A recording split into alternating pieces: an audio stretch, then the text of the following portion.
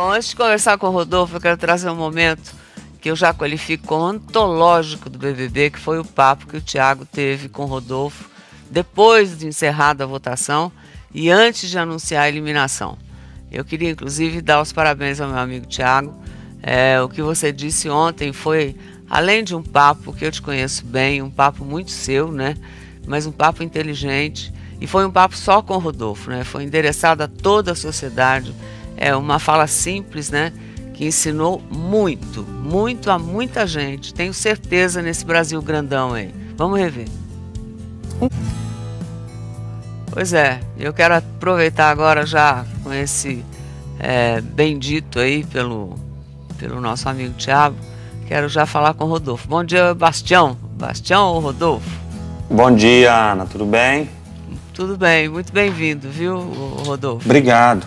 Como é que você se sentiu naquele momento ali, até antes de saber quem era o eliminado e tudo? Aquela fala do Thiago, como é que repercutiu em você? Na verdade, Ana, não só naquele momento, mas a partir de quando eu realmente entendi que aquilo machucou, eu realmente entendi que aquilo causou dor, eu mudei minha opinião com relação ao comentário que eu fiz. Eu já arrependi. Eu sou o tipo da pessoa que detesta a sensação de poder causar dor em qualquer tipo de pessoa, você entendeu? Qualquer pessoa, qualquer raça, enfim, qualquer orientação sexual, detesto essa possibilidade. E quando, no primeiro dia, quando eu me apresentei lá na casa, para os colegas participantes, eu falei na minha posição de apresentação que provavelmente eu cometeria alguns erros em alguns sentidos que estão em alta hoje em dia e que eu ainda não tenho conhecimento suficiente. E infelizmente isso realmente aconteceu, de fato aconteceu. Acredito plenamente que aconteceu para o bem de muitas outras pessoas. Eu fui a ponte de ensino para muitas outras pessoas que ainda são desinformadas. Fico feliz, de certa forma, por estar fazendo parte disso, triste, lógico, de ser eu. Me pareceu ali, Rodolfo, que você já esperava, quer dizer, tá saindo do paredão, quer dizer, o seu batimento cardíaco ali no momento, eu me lembro que eu estava assistindo, que era o mais normal, né? Tava ali numa normalidade 90, né? 93 e tal, enquanto o do Gil tava no 130, né? Ele tava muito nervoso. Uhum. Você já esperava isso naquele momento, sentado, e você botar a sua cabeça naquele momento, naquela sala ali? Você achava que era Esperava e achei justo, Ana, porque realmente é um assunto muito delicado, é um assunto que, como eu disse, ele veio à tona, eu infelizmente estou no meio dele, mas acho que realmente para o nosso país, para o mundo, talvez seria realmente injusto. Eu costumo ser muito sincero e quando eu uso sinceridade eu procuro não usar só para com os outros, eu uso para mim também, você entendeu? Então, se tiver de pegar pesado, eu tenho que pegar comigo também, assumir meus erros, enfim, pedir desculpa para quem tem que pedir, como eu sempre fiz lá dentro da casa, desde o começo, quando as pessoas me abordaram, isso está errado, não gostei disso, enfim. E mesmo assim você foi pro paredão 4 vezes, né? Na primeira semana do jogo e mais nas últimas 3, né? Foi. E voltar das berlindas anteriores te deixou muito confiantes, né? Vamos olhar um pedaço. Você estava se sentindo fortalecido ali naquele momento? Né? Porque você ter ido, né, 4 vezes, voltado, quer dizer, dá uma sensação de que... Como é que você enxergou esses votos, né, desses paredões e daqueles que você voltou, que você participou? Ana, o primeiro paredão, ele talvez não é um termômetro muito É verdade. de confiança, É verdade. porque ele está muito no começo do programa. É verdade. E como naquele paredão eu fui com duas pessoas que ainda não eram conhecidas, pelo menos o tanto que eu era, talvez eu tivesse um pouco de vantagem sobre elas. Eu não considerei aquela primeira volta lá como me dar confiança no quesito, nossa, eu tô bem. Mas os outros dois que eu voltei, sim, me deu um pouco de confiança até pelas pessoas que eu enfrentei no paredão e saíram, que foram a Carla e a Sara. São mulheres bacanas, são mulheres, enfim. A Carla conhecida. A Carla também conhecida. Bastante. Muito conhecida. Sim, me deu uma certa confiança. Falei, cara, eu acho que eu tô no rumo certo.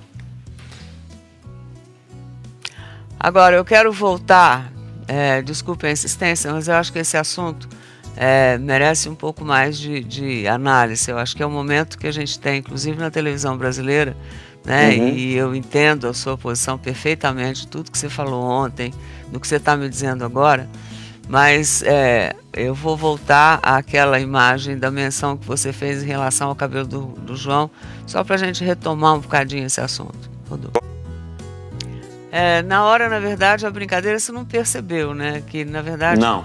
E nem o João, pelo jeito, né? Naquele momento, ele chegou a falar isso depois, ele conseguiu externar, né? Porque ele sentiu o golpe, mas o João é mais quietão, você conhece ele melhor do que eu, né? É mais introspectivo A ali. própria reação que ele teve ali, revendo agora de novo, né? Eu tive a oportunidade de rever mais cedo, aliás, ontem. E revendo agora de novo, a própria reação dele não foi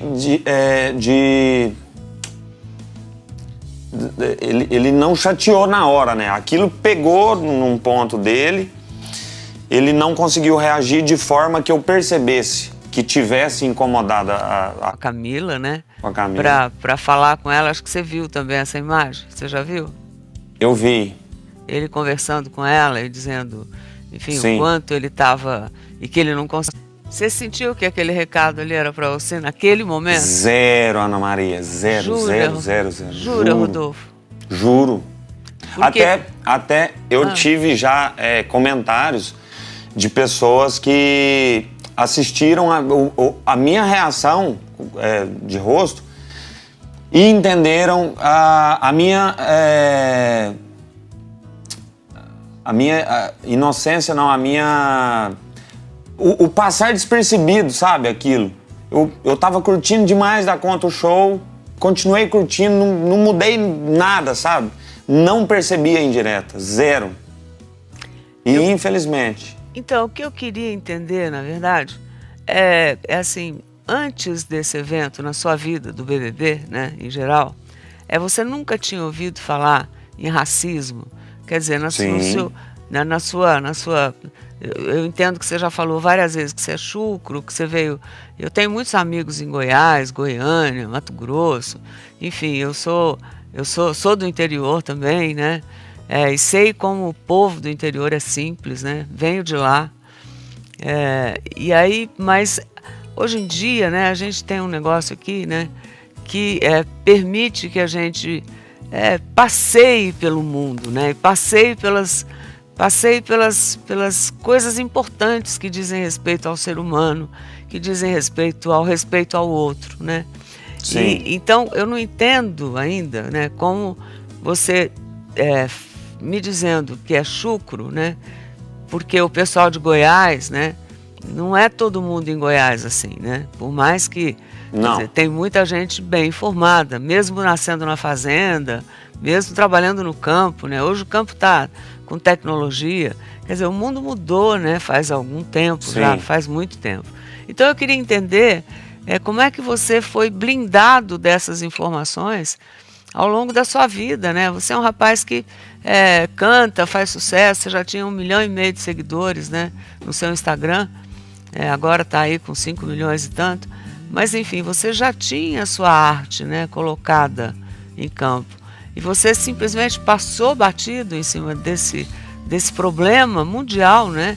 E no Brasil esse problema está sendo comentado em todos os, enfim, qualquer lugar, né? Enfim, a terminologia que você trata isso, tudo isso a gente veio aprendendo nos últimos anos para respeitar exatamente o outro, né? Sim. Ana, eu destaco 2 pontos. Primeiro, falha minha mesmo de nunca ter aprofundado no assunto, aprofundado em coisas ou palavras ou atitudes que pudessem magoar. Vários assuntos polêmicos, inclusive. E outra coisa que tem uma somatória significativa, talvez, é que a minha família, por parte de pai, também é negra. Só que a leveza que eles sempre levaram, a cor da pele e o cabelo, foi diferente lá em casa. Felizmente, o meu pai nunca se sentiu incomodado, por exemplo, com ataque ou com algum preconceito e etc. Mas ele deve ter sofrido ao longo da vida. Eu vi as fotos do seu pai jovem ali, quando ele assumia ainda o cabelo, né, sim, encaracolado, que eu acho lindo particularmente, né? Essa foto ele parece o Simonal, inclusive. Eu falei pro João no comecinho do jogo, Ana, quando eu vi o João, uma das primeiras coisas que eu falei para ele falei, cara, massa demais seu estilo. Meu pai é muito parecido com você, tom de pele e o cabelo. E quando meu pai era jovem, ele usava o cabelo desse jeito também. Então eu falei para ele que eu achava massa. E no decorrer do programa, tanto para ele diretamente quanto para outras pessoas diretamente, eu sempre elogiei muito o estilo, o talento que ele tem para um monte de coisas. O João era um cara, por exemplo, lá na casa que eu sempre procurava, porque ele é o cara lá dentro da casa que mais faz vídeos e fotos bacanas, tanto dele quanto dos outros. Então, toda vez que eu pegava o celular, João, vem cá, tira umas fotos minhas aqui. Eu sei. Então, assim, eu sou fã dele demais da conta, sabe, Ana? A gente sabe disso. A gente sabe disso. Eu só estou querendo entender como é que você, principalmente vindo de uma família, né, que você mesmo disse que tem as características, né, do João, da pretitude, né? Sim.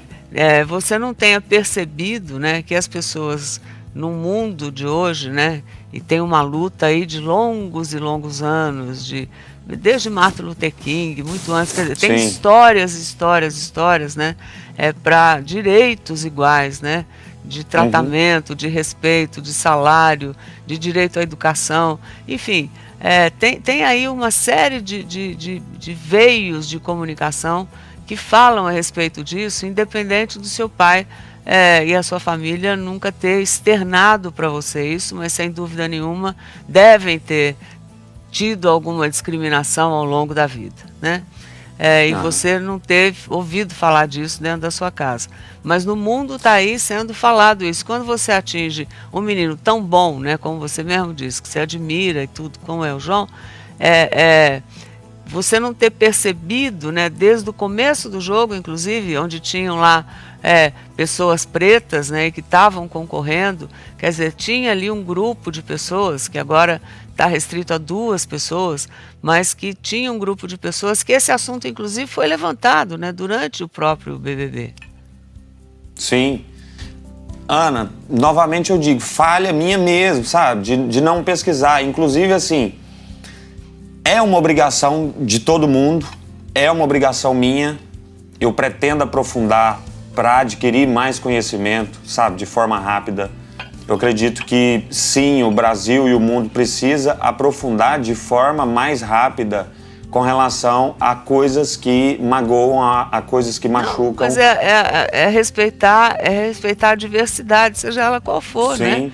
Seja sim. ela da cor, seja ela do cabelo, seja ela da escolha sexual, seja ela da vida, né? As pessoas, é uma questão da gente interiorizar isso dentro da gente. Inclusive, eu já fui ensinado, por exemplo, lá dentro do programa, que não é escolha sexual. E que é desde que nasce, a pessoa não escolhe isso. Então, assim, o programa, ele me ensinou muita coisa, sabe? Eu acredito que eu tive uma oportunidade de evolução. Fez uma faculdade no BBB. Nossa, você tá doido. Pois é, e lá dentro, inclusive, da casa, quem não sabia do seu comentário do cabelo, né, a respeito lá na hora do jogo da discórdia, né, quando o João desabou ali na frente de todo mundo, né, teve muita gente que se espantou ali, né, para quem não viu, dá uma olhada. Inclusive... Pois é, aí, nesse momento aí do jogo da discórdia, você realmente não processou, né, o que estava acontecendo, e aí foi pego ali na sua postura diante da vida, você foi pego de surpresa, né? Me pareceu que você ficou surpreso, né? Totalmente. Mas aí ainda ontem, né? A gente viu antes de término tal, depois da conversa do Thiago, depois a respeito do cabelo do João tal, já no intervalo do programa, né? Eu vi que vocês se abraçaram, né? Parece essa saída do jogo, né? E que a gente vai falar delas ainda. Você é um bom rapaz, né? Esse é que é um rapaz que a gente, quando olha, vê cantar, vê a sua criação, enfim, né? A gente olha, vê que você não tem maldade no coração, né? Assim, de querer espezinhar, como algumas pessoas que a gente já viu que fizeram isso ao longo dos BBBs, não especificamente nesse, né? Mas você se sentiu mais acolhido ali naquele momento e deu acolhimento do fundo do seu coração para cá e pro João? Ô Ana, eu confesso para você que, assim, não foi suficiente, sabe? Eu realmente fiquei, e principalmente agora, depois de tudo, revendo as cenas, e naquele momento que eu fui pego de surpresa, ainda tentei justificar, sabe? Eu realmente deveria ter pedido só desculpa para ele, porque eu não sei mensurar a dor que eu possa ter causado por conta de um comentário idiota. Então, assim, eu realmente sei hoje, revendo de novo a cena, que talvez um simples pedido de desculpa não supre a dor que ele possa ter sentido. Mas sim, foi de coração, certas raças ou crenças ou até religião. Então, assim, eu não gosto nem de ver e nem de causar. Infelizmente, eu caí nisso, eu causei isso, assumi, mas assim, E aprendeu? Eu com certeza, Ana. Eu quero fazer mais, sabe, por essa causa, eu quero estudar mais, eu quero poder contribuir também para essa causa.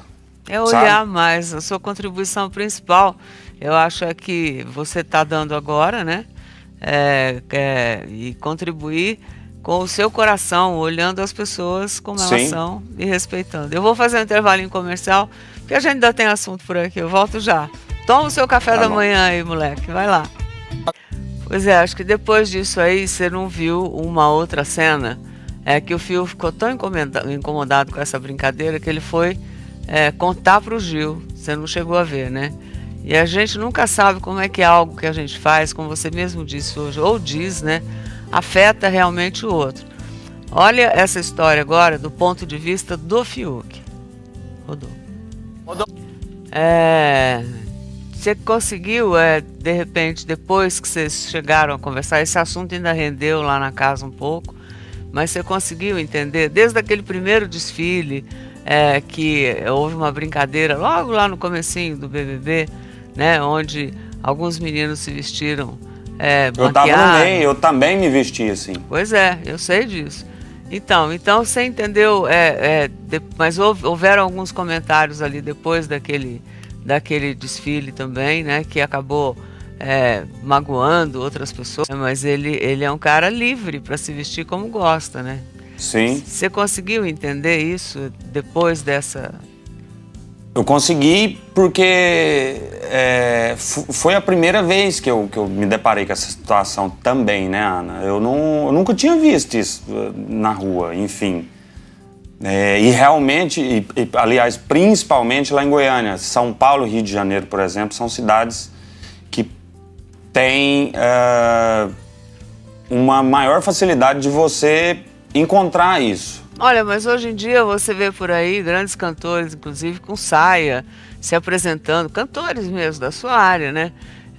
Tem pessoas que vão em programas de televisão, quer dizer, televisão não tem só no Rio e São Paulo, né? A televisão tem, você trabalha na área de shows, inclusive, Sim. né? Você deve conhecer pessoas que se vestem, põem um turbante, fazem, quer dizer, né? Tem gente, tem inclusive caras que vão com uma saia mesmo, como se fosse uma blusa e um saião, né? Fazendo um estilo, né? Você nunca Sim. tinha visto? Não, pessoalmente não. Foi uma novidade para mim. E, novamente, comentário desnecessário eu fiz. E você sentiu a repercussão disso? Você acha que influenciou, né, nessa última votação, quando de repente você tinha os outros dois adversários e um deles era o Gil? Quer dizer, Com certeza. Não é? Você acha que também alguns votos, Somou. né, vieram por conta disso, né? Com certeza somou. E como é que você olha isso hoje? Quando você falou, inclusive, que aprendeu lá a respeito disso. Ana, como eu te disse, eu aprendi muita coisa lá. Eu aprendi muita coisa que eu não precisei passar por dor. Aprendi essa do vestido que eu precisei passar por dor. Não é só o vestido, né, Rodolfo? Sim, Não o que eu tô falando. Eu aprendi outras que eu não precisei passar por dor. Eu aprendi muita coisa lá dentro. Antes de eu cometer algo, ou comentar, ou fazer alguma piada sem graça, enfim. Aprendi muita coisa. O BBB foi realmente uma faculdade para mim. A gente estava conversando no comecinho do programa, eu de fato tinha certeza que eu era uma das pessoas com menos conhecimento lá dentro. Não imaginava a diversidade de pessoas que existem na vida que são diferentes de você e pensam diferente de você. Você não imaginava isso? Talvez me pegou de surpresa vários detalhes. Mas aprendeu que tem que respeitar todas elas, né? Demais. Falando em meninas agora, eu quero falar um pouco da Sara. Você também se envolveu com a baita treta com a Sara, né? Que começou quando você... Foi não? Tá aí um assunto que eu acertei, né? Pelo menos um até agora. Nossa Senhora. Olha, a Sara ficou tão decepcionada com você e o Caio que ela não esperou nem terminar o programa ao vivo e já discutiu com vocês ali mesmo no sofá, né? Antes dos trabalhos terminarem, vamos dizer assim, né? Sim. E aí, você esperava essa reação da Sara?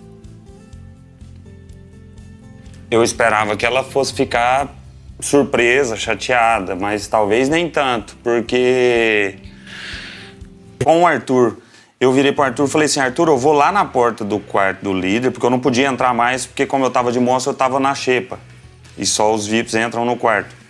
Falei, eu vou lá na porta, porque eu preciso tentar me salvar do paredão. Eu já sabia que vinha bomba pro meu rumo, já vinha bala pro meu rumo. Mas se você estivesse no lugar dela, que você teria reagido da mesma forma, o que você teria pensado? Ana, eu teria feito diferente. No entanto, que tudo lá no programa meu foram as claras. Por exemplo, o voto da Juliette. Eu não escondi pra Juliette que eu votei nela. Eu não tentei mafiar essa informação pra manter uma amizade. Eu não me sentiria bem, eu não colocaria minha cabeça no travesseiro e dormiria bem olhando dentro do olho dela e não falando que eu teria votado nela. Muito menos caso ela me abordasse e me perguntasse. Ela me abordou, perguntou, eu falei, Ju, não teve como eu correr. Eu tive que votar em você porque eu sabia de outros votos em você, de pessoas que tiveram treta em você e não arredariam um pé com relação ao voto em você. Como é que eu vou dar um voto isolado nessa altura do campeonato, sendo que eu preciso me salvar do paredão, ou pelo menos tentar? Então, assim, eu agi dessa forma. Por exemplo, com a Juliette, eu não escondi dela, eu não mafiei essa informação dela, entendeu? Eu vou te mostrar já, depois do intervalo.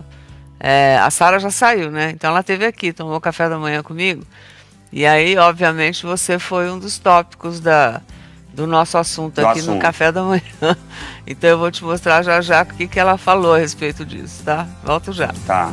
Ando aqui com o café nosso, com o Rodolfo. Olha só o que a Sara falou sobre você e o Caio quando esteve aqui na semana passada. Quer ver, Rodolfo? O Rodolfo já tinha algumas coisas. Durante o jogo, eu sinto, sabe, assim, eu tava mais feliz ainda. E eu via que, tipo, o Gil também tava começando a se dar bem com ele. Pra mim, tava assim, nas nuvens. Tava vendo todo mundo que eu gostava, juntinho, próximo. Tava achando que era, assim, já maravilhoso aquele momento. Mas o voto dele até que eu... Não naquele momento, porque tinha muita gente. Mas eu imaginava que mais pra frente ele pudesse votar em mim, porque eu sei que ele era muito mais jogador do que coração, amizade e tudo mais. Até, inclusive, sobre o próprio Caio, ele já fez comentários lá dentro que eu não concordava. Mas o Caio, pra mim, foi um negócio que, assim, senhor. Tanto que na hora, dá pra ver minha cara, na hora eu até virei, porque eu falei assim, gente, o Caio... Porque tinha como ainda os outros votos irem pra Poca. Tipo, mesmo que fosse pra defender o Rodolfo, ele não precisava ter ido. Então, enfim, é muito louco pra mim. Ainda tô digerindo isso tudo aí. Você viu que ela saiu bem atrapalhada também, né, com todas as coisas. E aí eu quero emendar, enfim, não é nem questão de voto. É assim, que você é um rapaz que, além de bonito, né, e você sabe disso, não sou eu que estou lhe dizendo. Obrigado. Mas você foi muito, muito querido ali pelas meninas quando vocês chegaram, né, logo no primeiro dia, na primeira semana e tal, né. E algumas delas, inclusive, né, inclusive a Sara, a Juliette, né, fizeram algumas brincadeiras com você, né, como falando, você inclusive brincava, via nas fotos falando como ela era bonita e que se eu tivesse encontrado com ela lá fora, sem dúvida você ia pedir para dançar, para ser mais simpática aqui, ia ter uma relação boa, né?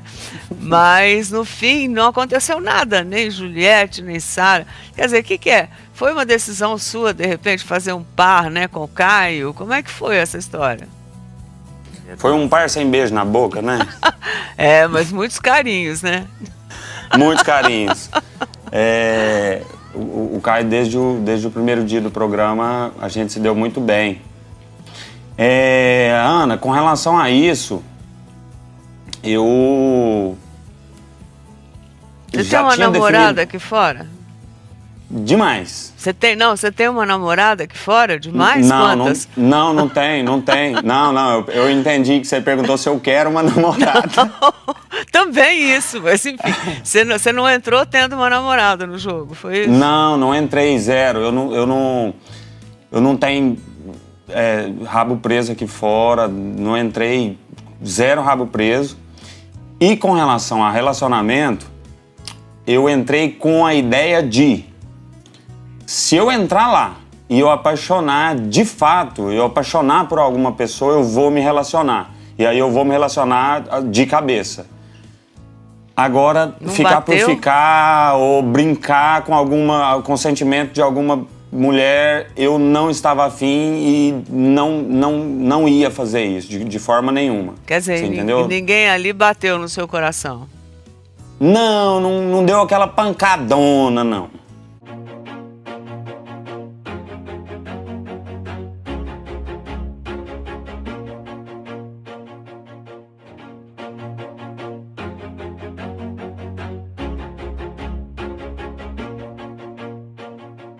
Davidson Rockefeller é o homem considerado mais rico do mundo da história moderna.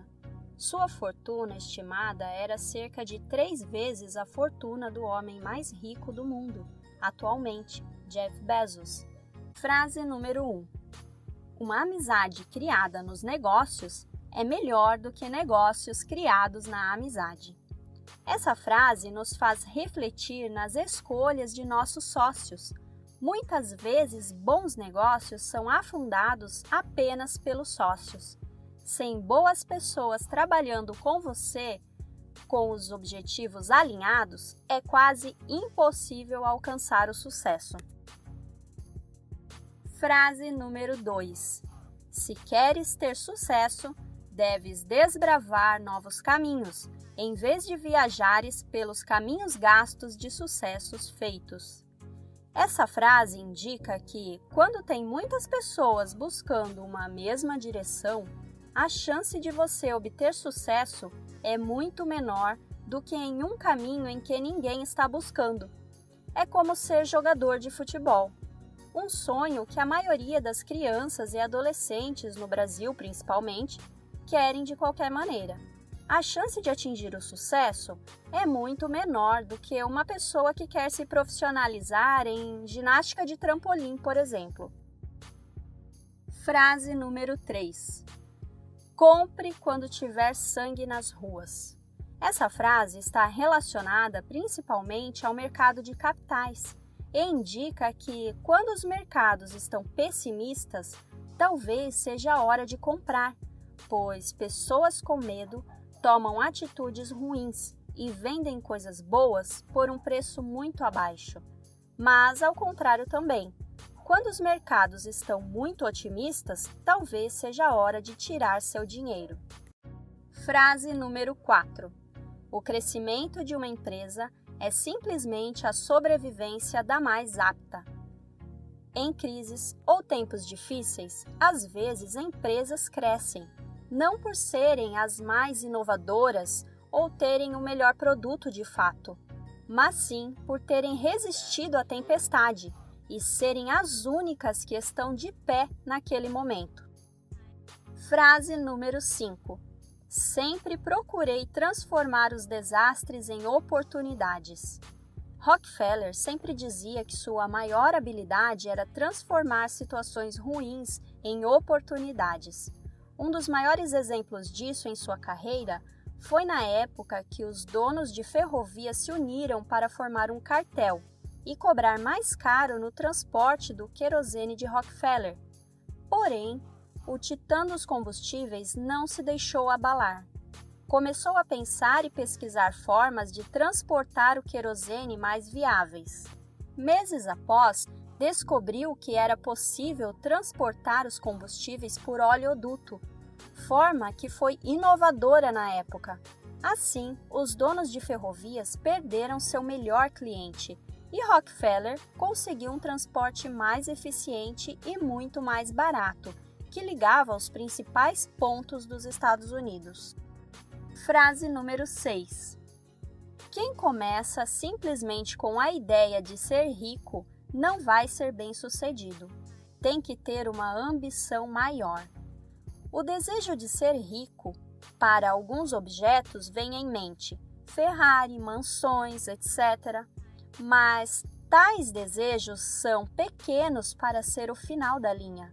Tem que mirar nas estrelas para talvez acertar na lua.